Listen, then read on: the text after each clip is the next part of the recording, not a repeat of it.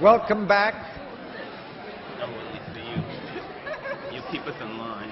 Before we begin the next session, I would like to just draw your attention to two things.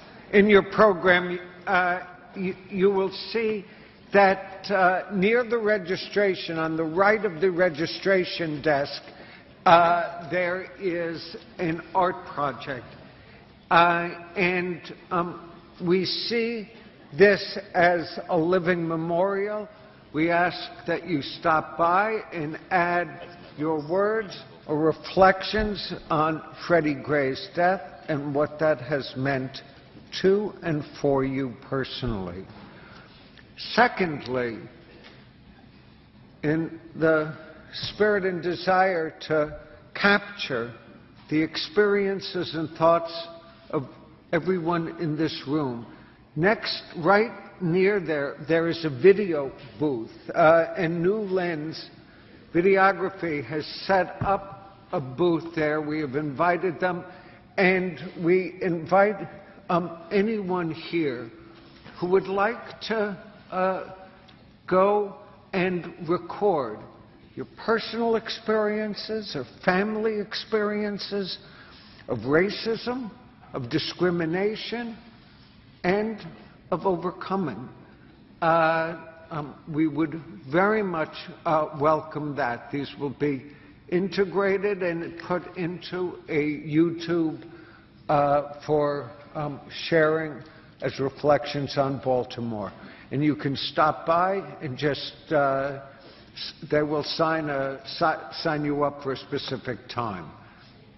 Let me turn the next panel to my friend and colleague, Professor Maria Trent, who is on the faculty of the School of Medicine and in my department in the School of Public Health. Maria.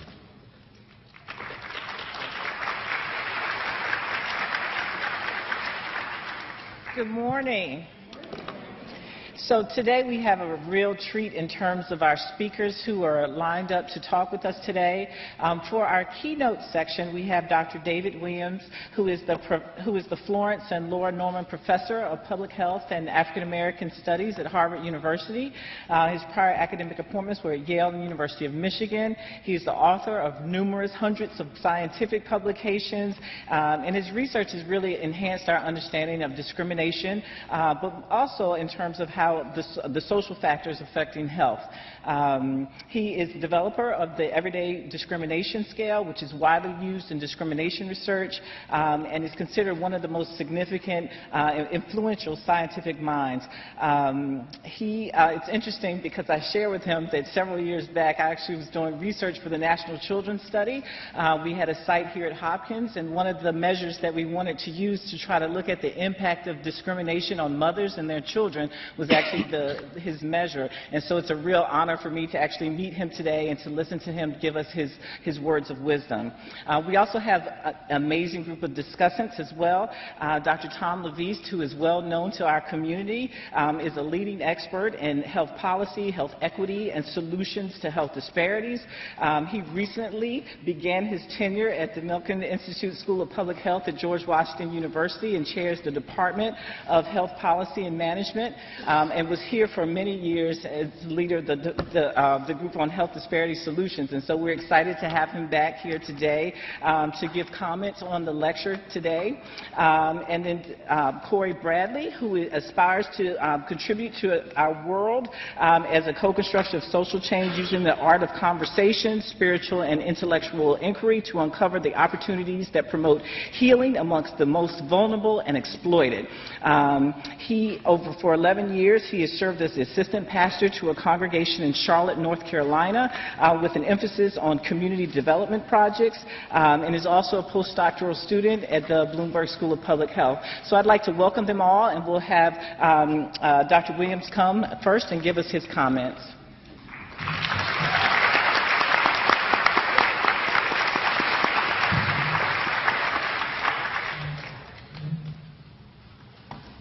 Thank you so much for your kind words of introduction. It's really a pleasure to be here and to participate in this very important and timely discussion of the multiple ways in which racism affects us, and I will focus on a kind of a science-based presentation on the fact that racism has pervasive negative consequences on health.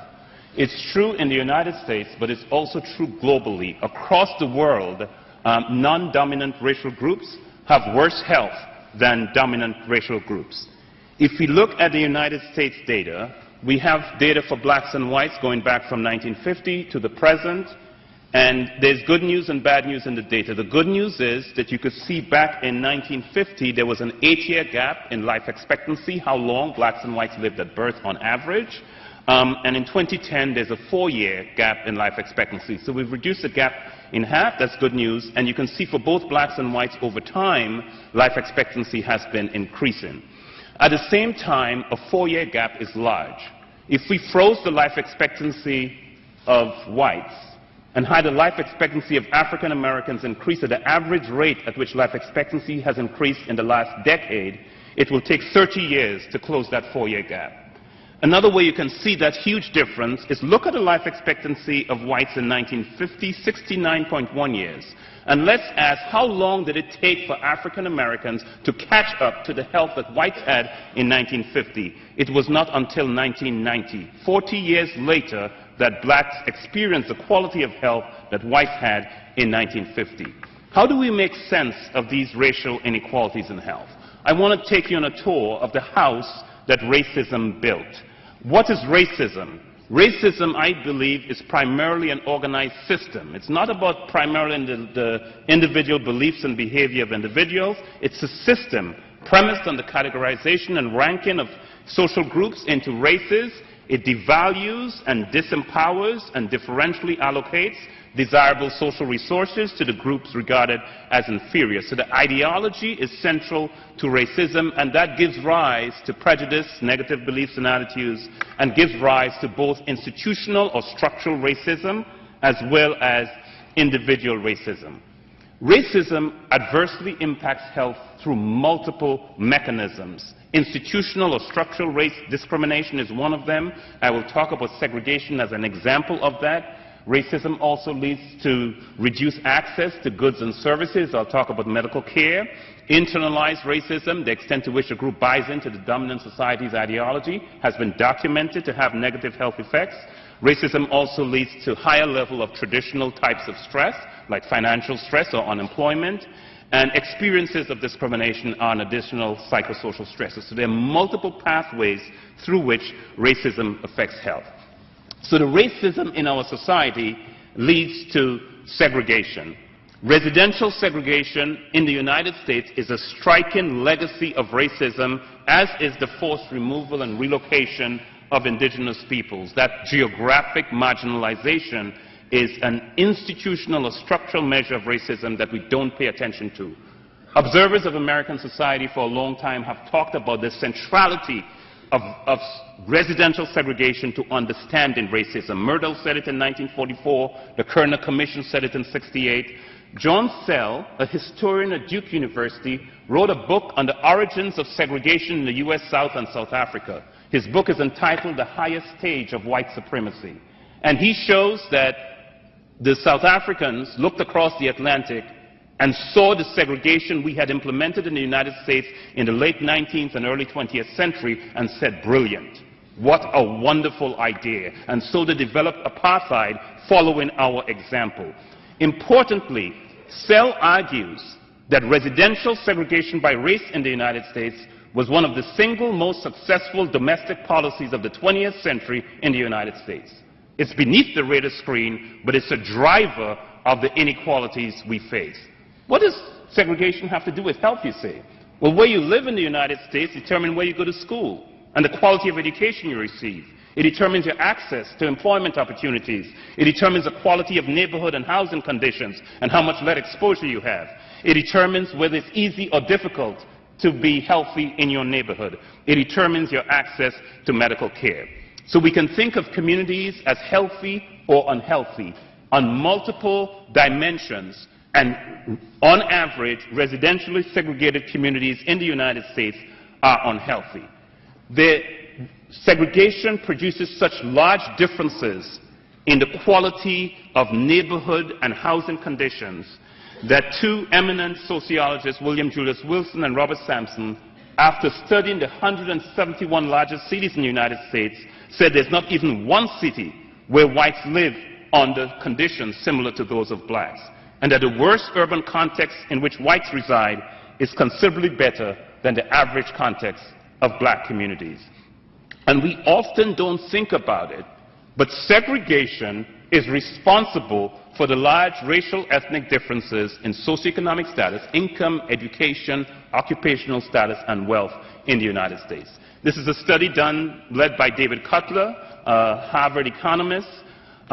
He looked using national data, using fancy econometric strategies I cannot even fully describe, but he isolated statistically the effect of segregation and concluded if you could only eliminate residential segregation in the United States, you would completely erase black-white differences in income, in education, and in unemployment, and reduce black-white differences in single motherhoods by 2/3. All of that driven by place and the resources and opportunities that are concentrated in place, driven by the policy of segregation in the United States. How big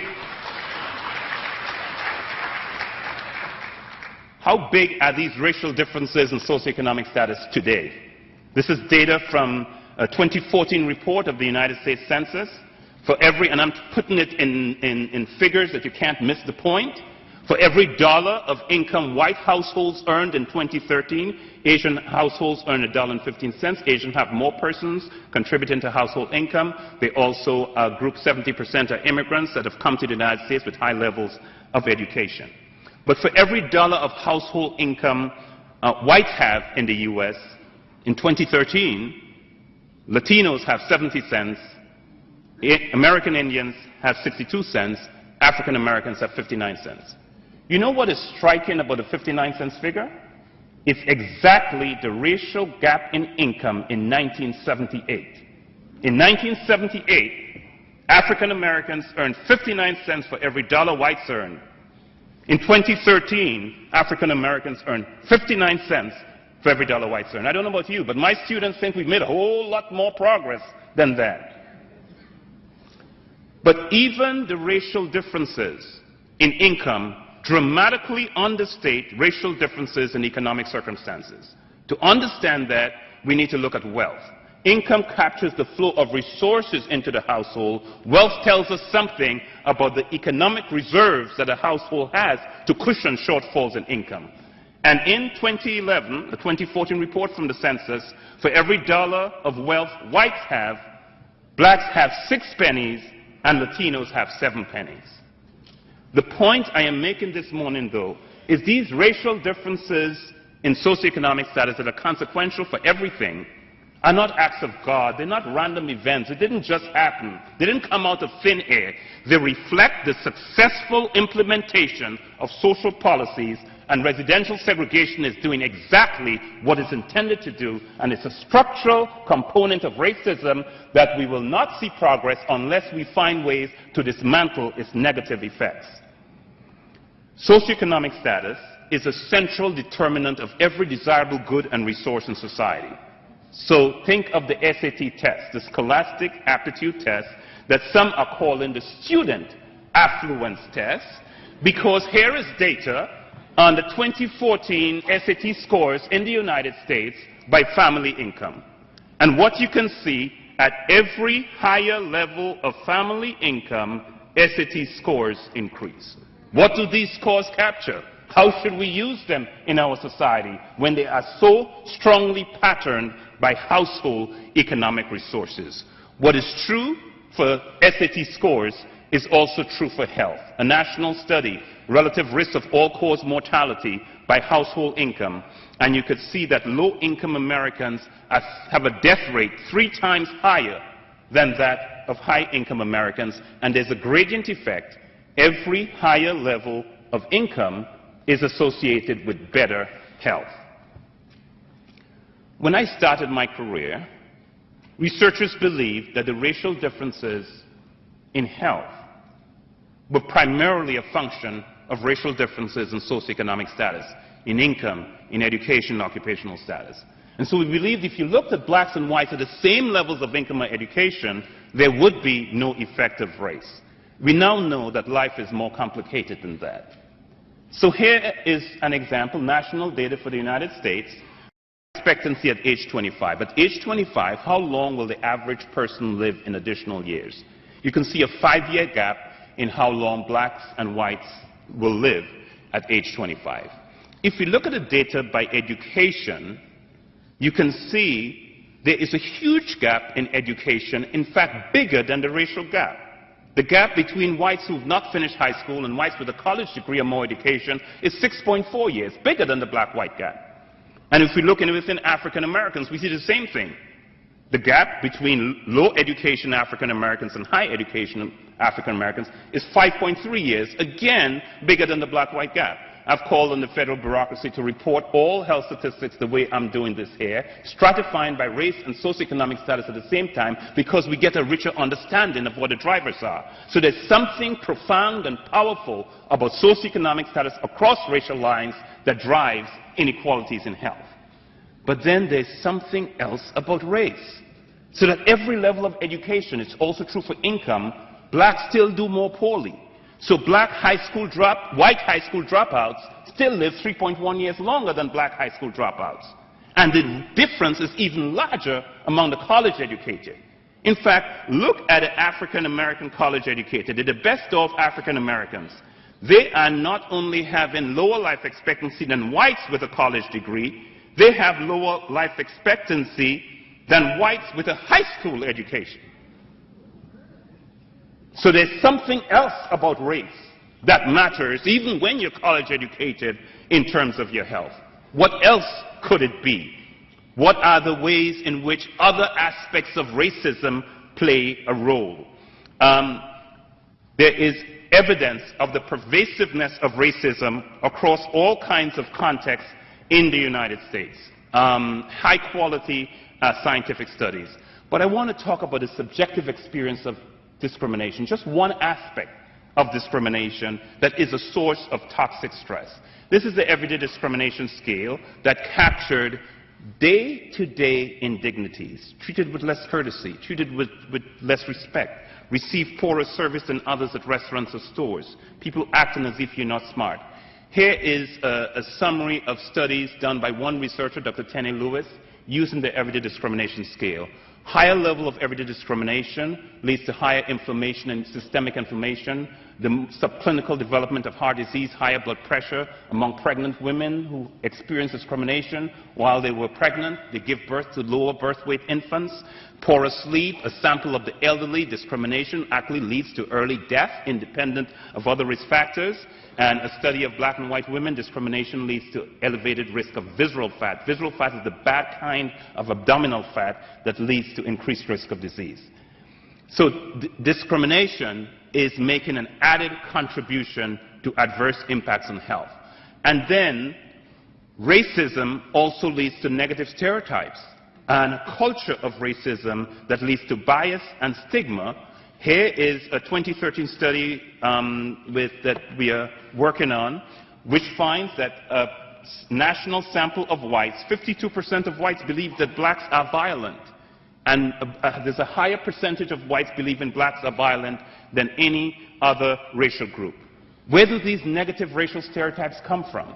Researchers are brilliant. A group of researchers have created a database of American culture. Put into that database the average books, magazines, newspapers a college-educated American would read over their lifetime. The beauty of that is we can now look, when black occurs in American culture, what adjectives tend to co-occur with it? Poor, violent, religious, lazy, cheerful, dangerous. When white occurs, wealthy, progressive, conventional, stubborn, successful, educated. When female occurs, distant, warm, gentle, passive, male, dominant, leader, logical, strong. The point I want you to get, and this is a profound point, when police officers look at young black males and believe they are violent and dangerous, they are not bad cops. They are normal Americans reflecting what they have been fed as a result of being raised in this society.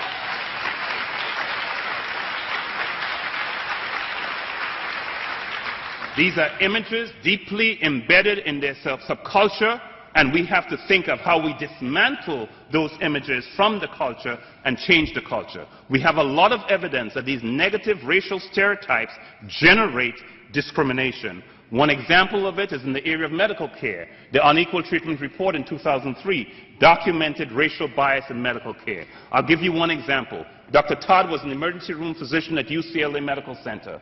Ask a simple question. When a patient comes to the UCLA emergency room with a long bone fracture, a broken bone in the arm or legs, does the patient's race or ethnicity determine whether the patient gets pain medication or not? And he found that in the past year, 55% of Latinos with a long bone fracture did not receive pain medication compared to 26% of non-Hispanic whites. Dr. Todd was a good researcher. He said it could be something else. So statistically, he adjusted for the age of the patient, whether they spoke English or Spanish, what time they showed up in the ER, how long they spent in the ER, whether they got injured on the job or not, how severe was the fracture. And when he statistically adjusted for everything, the single biggest predictor of whether a patient got pain medication was the patient being Hispanic. He went to Emory University in Atlanta, repeated the same study, found exactly the same thing. Lisa Cooper here at Hopkins has documented implicit bias matters not only for the care that patients receive, but actually for the nature of the doctor-patient interaction as well. How is it possible that healthcare providers in the United States, well-trained, wake up every morning and aim to do their best for their patient, can nonetheless produce such a negative pattern of outcomes? Science is clear. When you hold negative stereotypes about a group and meet someone from that group, it's automatic, it's unconscious, it occurs without any intent on your part. You will treat that person differently, that is, you will discriminate against them, and you wouldn't even be aware of the fact that you do it. How quickly do we notice the race of a person? Studies in the United States show in 1/3 of the time it takes to blink your eye, we notice the race of a person when we meet them and make a judgment as to whether or not they are trustworthy. Faster than it takes to blink our eye. Are there anything we can do about it? Yes. There are studies that show we can reduce implicit bias. I like to talk about the Devine solution. Professor Devine at the University of Wisconsin-Madison has identified a number of strategies. You combine them, you can help persons to lower their implicit bias and maintain that over time. Internalized racism also affects health. And all of these factors create the inequalities we see in health, but in other systems in society. And the inequalities generate more negative stereotypes, and the more negative stereotypes feed back to maintain the structure of racism in the first place. What can we do about dismantling racism? We need to come to grips with the fact that racism is a system. And the system has multiple components that reinforce each other. Professor Reskin talks about the relationship between racism and all these systems, and in fact there are subsystems that each part continues to support each other. And we will never be successful by trying to address only one component of racism. We need to have a strategy that tries to address all the components together, or focus on key leverage points like residential segregation that will have a ripple effect across systems. What is the implication of that? Is that our strategies need to be comprehensive. Let me give you one example as I come to the end of solutions. I want to give you a couple quick examples of solutions. One is purpose-built communities in Atlanta. This took a disadvantaged community with high rates of crime, with 100% public housing, with low unemployment, with the worst performing school in the Atlanta School District, and working together with community leaders and wealthy philanthropists and getting community input, they have completely transformed that community. Today, there's been a 90% reduction in violent crime. There is high-quality mixed-income housing. 75% of adults are now employed, and it's the best-performing school in the Atlanta School District, showing us that we know what to do. If we put our minds to it, we can be successful. We also need to realize that broader economic policy has enormous consequences. In the last 60 years, when the black-white gap in income has narrowed, the black-white gap in health has narrowed. Here we look in 1968 to 78, the period as a result of the gains of the civil rights movement of the narrowing of the black-white gap in income. We also had a narrowing of the black-white gap in health, where the changes were larger for black males than black females, the percent change larger, and where the changes among women were also larger for black females than for white females. So what I'm saying is, when you reduce the economic gaps, we actually improve the health of African Americans more rapidly. During the decade of the 80s, health worsened, the income gap widened, and health worsened for African Americans. One other example I want to make that is really important. When we think about undoing racism, it's not enough to open the gates of opportunity, but we need to ensure that everyone, irrespective of their background, are able to walk through the gates. So, for example, we've had affirmative action in medicine, but in 2014, there are 27 fewer African American males in the first-year medical school class than there was in 1978. In the mid-1960s, 2.9% of all practicing physicians in the United States were black. In 2012, 3.8% of all practicing physicians are black. We've had much greater success in recruiting women into medicine than we have with underrepresented minorities, even in the face of affirmative action. Why? Because opening the doors alone is not enough. You need to ensure that people can walk through the gates. And we need to remember what Thomas Jefferson said, that there's nothing so unfair as the equal treatment of unequal people. There is nothing so unfair as the equal treatment of unequal people. My bottom line is, racism is alive and well. It works primarily through structural policies. We need to redouble our efforts to mitigate its pathogenic effects, and we need to create a political will to dismantle the social structures of racism.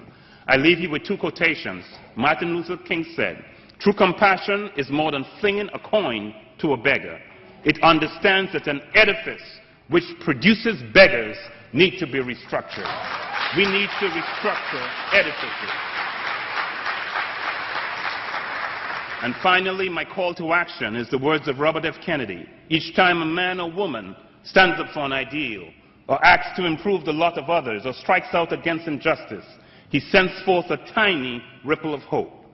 And those ripples can build a current which can sweep down the mightiest walls of oppression and resistance. We face walls of oppression and resistance, but I hope that each of us today would commit to be a tiny ripple of hope to make a difference in our society. Thank you.